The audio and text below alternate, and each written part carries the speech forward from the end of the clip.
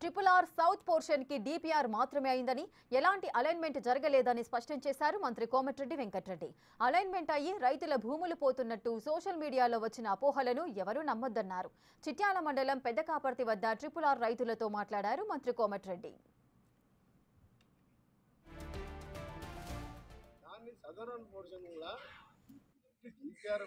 Alignment కానీ ఏది కానీ ఫిక్స్ కాలేదు.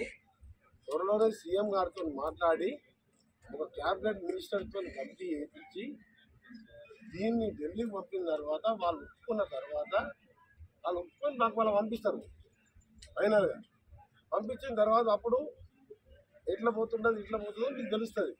కానీ కొన్ని పత్రికలలో కానీ సోషల్ మీడియాలో కానీ కొన్ని పార్టీల వాళ్ళు సరే మంచి ఉద్దేశంతో చేస్తున్నారు, రాజకీయ ఉద్దేశంగా ధర్నాలు ఇవన్నీ దాన్ని తోలిపోకండి.